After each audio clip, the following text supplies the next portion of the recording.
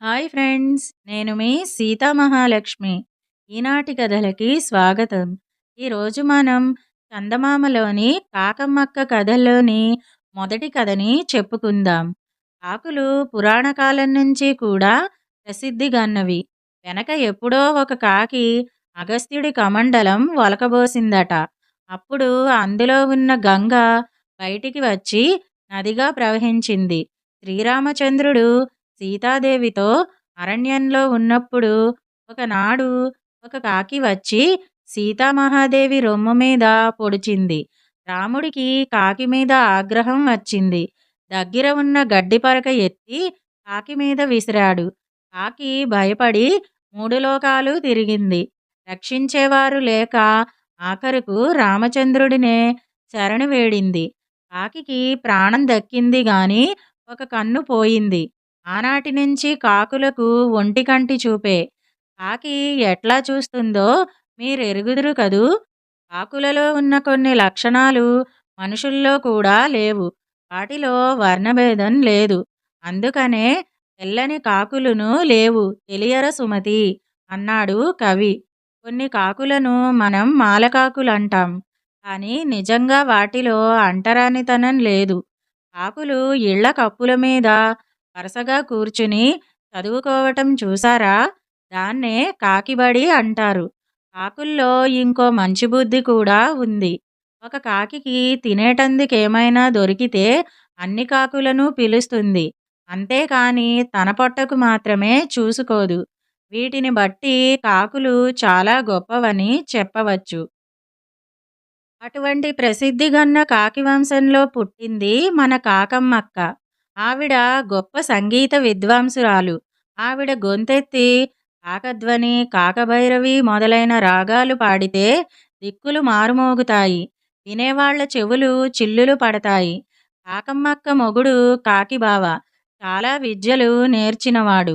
పిల్లల నెత్తిమీద కొట్టి చేతిలో ఉన్న అప్పచ్చులు కాజేయటంలో నేర్పరి. ఇన్ని గొప్ప గుణాలు చూసే కాకమ్మక్క కాకిబావను వరించింది. ఒకనాడు పొద్దున్నే కాకిబావయ్య కాకమ్మక్కతో అన్నాడు గదా, ఒసేయ్ కాకామణి, మనం ఈ పూట ఎక్కడికైనా మంచి చోటికి విందుకు పోతే ఎట్లా ఉంటుందే అన్నాడు. కాకిబావకు సంతోషంగా ఉన్నప్పుడు అక్కయ్యను కాకామణి అని పిలుస్తాడు. బాగానే ఉంటుంది. ఎవరింటికి పోదాం అని రాగం తీసింది కాకమ్మక్క. కాకమ్మక్క ఎప్పుడూ మామూలుగా మాట్లాడదు, సంగీతంతో తప్ప. దగ్గరే నాయుడుగారిల్లుంది. పొద్దుటిపూట వారింటో చక్కని ఇడ్డెన్లు, ఉప్మా చేసుకుంటారు. అయితే నాయుడుగారు కుంభకర్ణుడు. వారెడు పొద్దెక్కి గాని లేవడు. ఏం మనుషులో వీళ్ళు! మనలాగా వీళ్లకు తెల్లారుజామునే లేచే అలవాటు లేదు. వట్టి సోమరిపోతులు. మన ఇద్దరము నాయుడుగారింటికి పోదాం. నువ్వు కమ్మగా ఆయనకు మేలుకొలుపులు పాడు.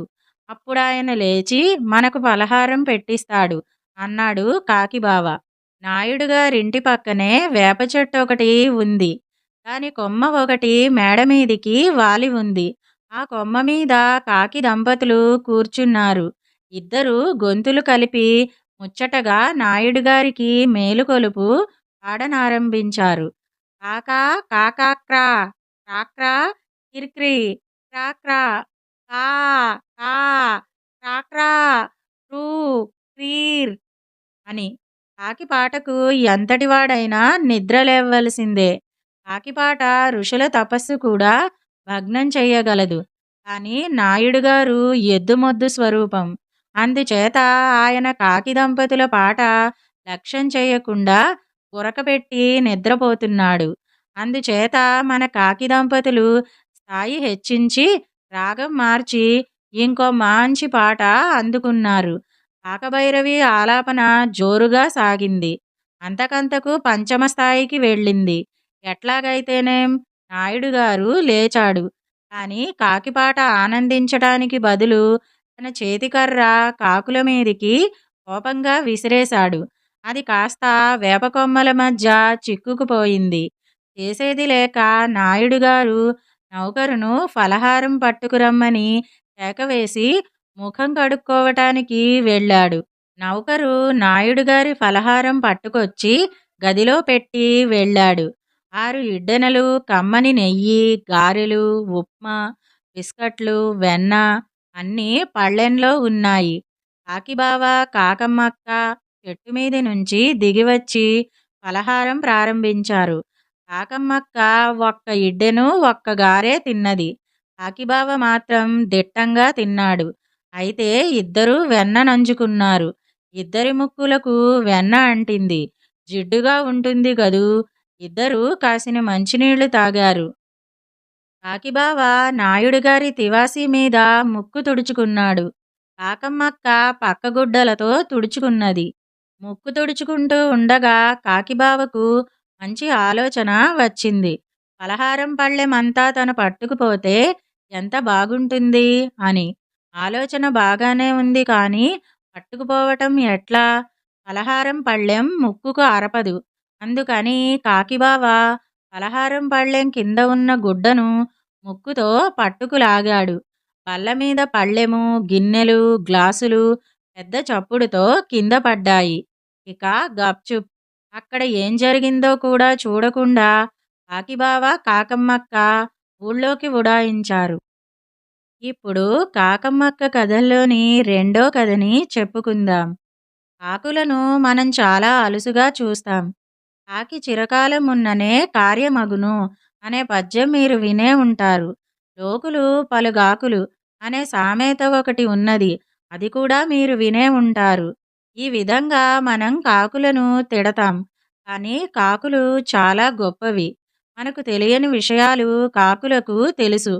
కాకి గుమ్మం ముందు నిలబడి అరిస్తే మన ఇంటికి చుట్టాలు వస్తారు. చచ్చిపోయిన వాళ్ళ మనసుల్లో ఏవైనా తీరని కోరికలుంటే కాకులు పిండాలు ముట్టవు. అప్పుడు మనం చచ్చిపోయిన వాళ్ళ కోరికలు తీర్చటానికి ఒప్పుకుంటాం. కాకులు ఎంత తెలివైనవో తెలుసుకోవాలంటే కాకమ్మ జీవిత చరిత్ర చదవాలి. శ్రావణ మాసంలో ఒక మంగళవారం నాడు కాకమ్మ గుడ్డులో నుంచి పైకి వచ్చి కళ్ళు తెరిచింది. కాకమ్మ తల్లిదండ్రులు చాలా ప్రజ్ఞావంతులు. ఎండు పుల్లలు, చీపురు పుల్లలు, రకరకాల ఈకలు పెట్టి అందంగా గూడు కట్టటం వారికి తెలుసు. పుట్టినప్పుడు కాకమ్మ ఏమీ అందంగా ఉండేది కాదు. ఈకలు లేని ఒళ్ళు, బోడి తల, తలకన్నా పెద్ద ముక్కు, చూస్తే ఎవరికైనా వికారం పుట్టేలా ఉండేది. కానీ మనం కాకి పిల్లల్ని చూసి నవ్వరాదు. నవ్వితే వాటి తల్లిదండ్రులకు కోపం వస్తుంది. మనకు అందవికారంగా కనిపించిన కాకి పిల్ల కాకికి ముద్దు. ఆ సంగతి మీకు తెలిసే ఉంటుంది కదూ! కాకమ్మకు ముగ్గురు తోబుట్టువులు. ఇద్దరు అన్నదమ్ములు, ఒక చెల్లెలు ఉండేవారు. ఇంతమందిని పెంచుకురావటం కాకమ్మ తల్లిదండ్రులకు ప్రయాసగా ఉండేది. కాకమ్మ తోబుట్టువుల్లో ఇద్దరు మరీ ఆశాపాతకులు ఉండేవాళ్ళు. తల్లిదండ్రులు తెచ్చిన ఆహారాన్ని అందరికన్నా ముందు వాళ్ళిద్దరూ అందిపుచ్చుకుని కాజేసేవారు. మిగతా పిల్లలకిది కష్టంగా ఉండేది. అందరికన్నా వాళ్లకు ముందుగా రెక్కలు వచ్చాయి. ఒకరోజు వాళ్ళిద్దరూ కూ కూ అని అరిచారు. వాళ్ళు కాకులు కారని, కోయిలలని కాకమ్మ నాన్న, అమ్మకు తెలిసిపోయింది. కాకమ్మ తండ్రి వాటిని కోపం కొద్దీ వెంటబడి తరిమాడు కానీ ఆ దుర్మార్గులు చిక్కలేదు. కాకమ్మ తల్లి పెంచిన మోహం చేత వాటిని పోనిమ్మని తన భర్తను శాంతపరిచింది. కాకి పిల్లలు మెల్లిగా ఎగిరే స్థితికి వచ్చాయి. పక్కనున్న చెట్ల మీదికి, ఇంటి కప్పుల మీదికి ఎగరటం అభ్యాసం చేశాయి. కొంతకాలం గడిచాక పిల్లలను తిండివేటకు పట్టుకుపోయే సమయం వచ్చింది. మొదటి రోజు కాకమ్మ వంతు.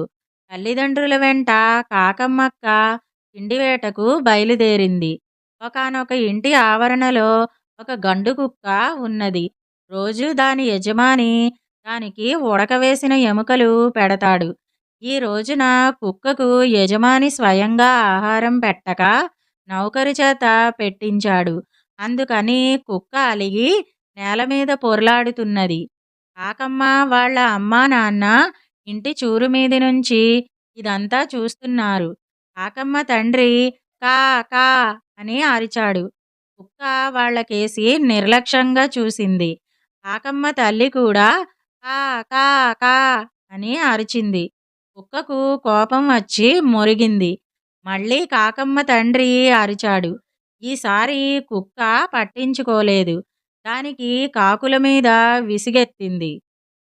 ఈ సంగతి గ్రహించి కాకమ్మ తల్లి కా కా అని చిన్న కేక పెట్టి కుమార్తెను హెచ్చరించింది. కాకమ్మ రివ్వున వాలి ఒక ఎముక అందుకుని మళ్ళీ వచ్చి తల్లిదండ్రులను చేరుకున్నది. కాకుల కుటుంబం అక్కడి నుంచి కదిలి బండరాముడు గారింటికి చేరుకున్నాయి. కాకమ్మ తల్లిదండ్రులు బండరాముణ్ణి బాగా ఎరుగుదురు. వాడి దగ్గర వాళ్ళు ఎన్నో అప్పచ్చులు కాజేశారు. వాణ్ణి ఎన్నిసార్లో ఏడిపించారు. బండరాముడి అమ్మమ్మ చాలా ఆచారవంతురాలు. వాళ్ళింట్లో మాంసం వండుకోరు. ఆవాళ బండరాముడు వాళ్ళ ఇంటి పంచలో తప్ప అన్నం తిననని మొండికేశాడు. వాళ్ళ అవ్వ పళ్ళెంలో అన్నం పెట్టుకుని మనవడికి వడ్డించడానికి వంట ఇంటి నుంచి వస్తున్నది. ఆవిడను చూసి బెదిరి కాకమ్మ నోట్లో ఉన్న ఎముక కాస్త జార విడిచింది. అది కర్మం చాలక అవ్వ చేతిలో ఉన్న అన్నం పళ్ళెంలో పడింది. ఈ కాకులు పడి చావా, కంచెడు అన్నం గంజిగుంటలో పొయ్యాల్సి వచ్చిందే అని అవ్వ తిట్టుకున్నది. అవ్వ చాలా చెడ్డది. అసలే రేషను రోజులు గదా! అటువంటప్పుడు వృధాగా అన్నం పారేస్తారా? పోనీ పారేసేది ఏ కాకులకో వెయ్యక గంజిగుంటలో పారేస్తారా? ఎముకలంటే అవ్వకు అంత లోకువా? అవ్వ వెళ్ళిపోతుండగా కాకమ్మ తండ్రికి గారెల వాసన కొట్టింది. వంట ఇంట్లో గారెలు వండుతున్నది అవ్వ. కాకమ్మ వంటింట్లోకి జొరబడి ఒక గారె పట్టుకున్నది. ఇంతలో తలుపు దబాలున మూసిన చప్పుడయింది. బండరాముడు అవ్వా, కాకి వంటింటో చేరింది. దబ్బునరా దబ్బునరా అని కేకలు పెట్టాడు. చంపు చంపు అని తిరిగి కేక పెట్టింది అవ్వ. కాకమ్మ తల్లిదండ్రులు చుట్టుపక్కల ఉన్న కాకులను గొంతెత్తి పిలిచారు. బండరాముడు పరిగెత్తిపోయి కాకమ్మని చంపడానికి పెద్ద గడ తెచ్చాడు. అది పట్టుకుని లోపలికి వచ్చి మళ్ళీ తలుపు మూసేశాడు. కాకమ్మ లోపల ఇరుక్కుపోయింది. బండరాముడి చేతిలో గడ నుంచి తప్పించుకోటానికి అటక మీద జాడీల దగ్గర చేరింది. బండరాముడు కాకమ్మ కేసి గడ బలంగా విసిరాడు. కాకమ్మ పక్కకు తప్పుకుంది. అటక మీది జాడీలు కింద పడి పగిలిపోయాయి. ఏం చేస్తున్నావురా బండ వెధవా, చాల్లే నీ కాకివేట అని అవ్వ బయటి నుంచి లబలబలాడింది. ఈసారి చూడు అవ్వా, ఈ కాకినేం చేస్తానో అని అరిచాడు బండరాముడు. ఈసారి వాడు కొట్టిన దెబ్బ పొయ్యి మీద బూరెల మూకుడుకు తగిలి నెయ్యి యావత్తూ పొయ్యిలో పడి భగ్గున అంటుకుంది. బండరాముడికి భయం వేసి తలుపు తెరిచాడు. ఆ సందులో కాకమ్మక్క బయటికి జారుకుని తల్లిదండ్రులను చేరుకుంది. అవ్వ బండరాముణ్ణి బాదటం కాకులంతా చెట్టు మీది నుంచి చూశాయి. ఆ కుర్రవాడు నిన్నంటలేదు కదా, ఎందుకంటే మనిషి చెయ్యి తగిలితే కాకి మైలపడుతుంది. మైలపడ్డ కాకినెవరు పెళ్లాడరు అంది కాకమ్మ తల్లి. లేదమ్మా, నన్నా అబ్బాయి తాకలేదు అన్నది కాకమ్మ తల్లితో. ఆనాటి నుంచి కాకమ్మ స్వతంత్రంగా ఎక్కడికి పడితే అక్కడికి పోసాగింది. ఇది కాకమ్మక్క కథల్లోని రెండవ కథ. ఈ రెండు కథలు గనక మీకు నచ్చినట్టయితే లైక్, షేర్, కామెంట్ చేయండి. మరిన్ని మంచి కథల కోసం మా ఛానల్ను సబ్స్క్రైబ్ చేసుకోండి. మళ్ళీ మరొక మంచి కథతో కలుసుకుందాం. అంతవరకు వింటూనే ఉండండి ఈనాటి కథలు.